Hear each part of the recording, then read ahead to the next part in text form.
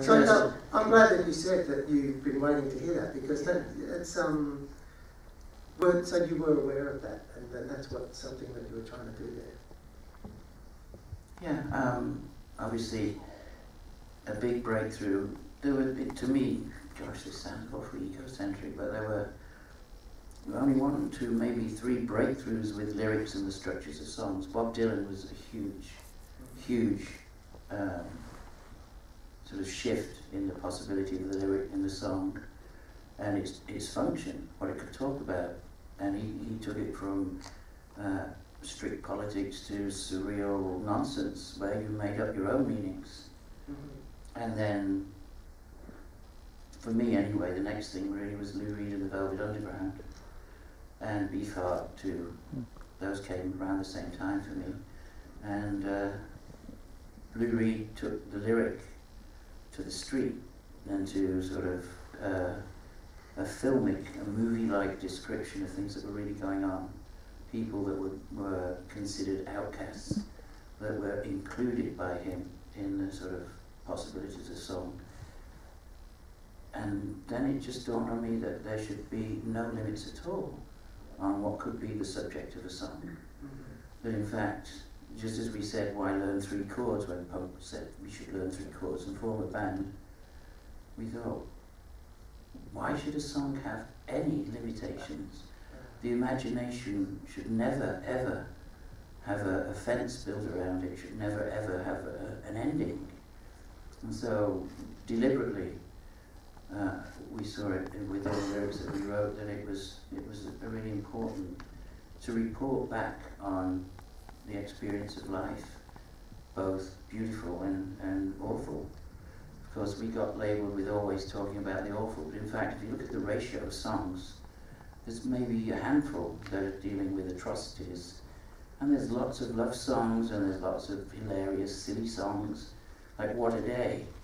What a Day was, we were in the marketplace with the dog, and these old ladies were at the bus stop, and they were going to each other, oh, what a day, what a day, oh, it was an awful day. And the other one going, yeah, well, what a day, oh, what a day. Yeah, you've been good at the shops, yeah. Oh, what a day. And that was the song.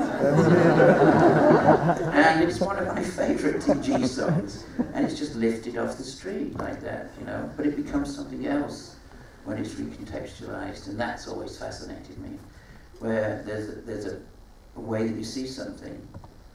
And it's that moment between being asleep and awake, when you dream or you think you've thought of something amazing but you can't quite wake up. And the moment, when are you dead? When is the body dead? When is the mind dead?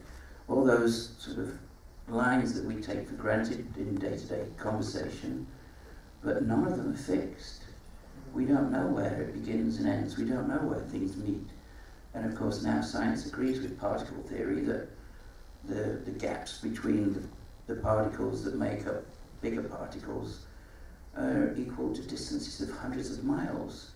So the universe is almost completely empty. Yeah. And so there's this kind of... if you can understand the relevance, yeah. That's something that we apply to the lyric in the song. Yeah. And there is in that also this play of the dissolving of limits, which is a really, really continual theme in the work, all the way through from the very beginning. Bashing your head up against limits and just dissolving through limits. And you write about the strategies. You know, with TG ended in 81, and it mainly ended for me. It was we were the first person to say, you know, we've got to stop, and the others went, you know what, yeah. And it was because it had become too easy. There'd almost become a formula that was being iterated by industrial music as it spread. And of course that's not challenging. And when we made the first Psychic TV album, the first song we finished was Just Drifting. And that had an orchestra and was based on my interpretation of Frank Sinatra doing a ballad, believe it or not. And we cried with laughter in the studio, thinking, the TG fans are going to hate this. That's great. I have to start thinking again. And times change, you know, the punk thing, the industrial thing, all those different actions were because of the way that the world was at the time. England was falling apart with the 3-day week and Thatcher and Reagan, all that mess. But then, if you are fortunate enough to get people's attention, there comes a point where you have to reconsider how to communicate. And that demands respect of the people you're speaking to. It becomes, you get a responsibility. And it's no longer just the yelling and shouting. And suddenly, you have a duty to try to be as honest as you can to the people that are listening, and to try to keep explaining what you're perceiving and why you're seeing it that way, and why things are dissolving the way they are in terms of what you think of reality. And so PTV has always been an ongoing, amorphic vehicle for us to have a dialogue with society at any given time. And so there's this, there is less of a sense in PTV of being overtly challenging, revolutionary on a broad scale. So you look back at Throbbing Gristle and you say, this was a revolutionary sound, this really changed stuff. You look at the idea of cutting your body, challenging the boundaries that exist between two people.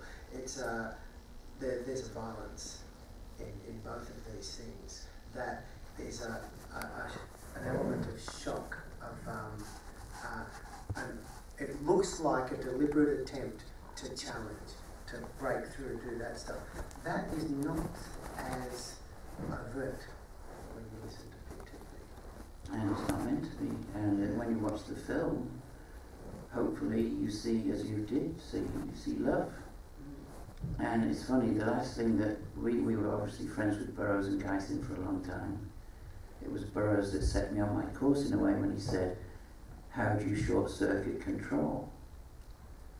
And he was a man who was actually privately very tormented by his personal life, that he'd abandoned his own son, Billy Jr., who eventually died about 40 years old after a liver transplant, who'd been a speed freak, and tried to emulate his father in order to get his attention.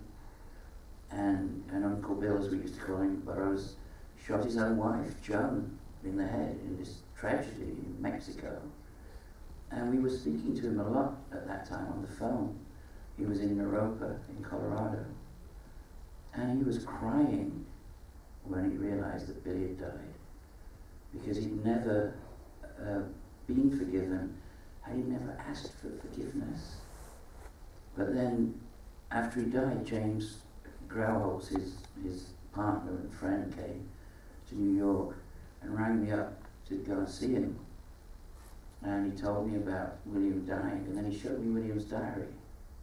And the very last entry said, I have just realized, it might not be exactly word perfect, but I've just realized that all there is to life is love. And the pen actually trails off like that as if he died when he said it. And I started to cry, and I said, thank God he found it out before he died. It was that close. It's the most precious bit of knowledge I have in my life, for sure. And it's something when we decided to be a creator of art and music, literature, whatever, we thought we will never sacrifice those we love to making art.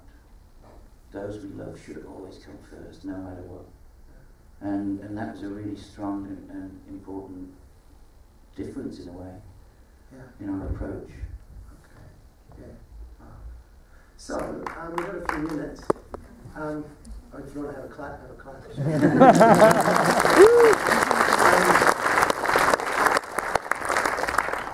Something very nice about this. Putting two hands together and making that sound to each other. But there's a man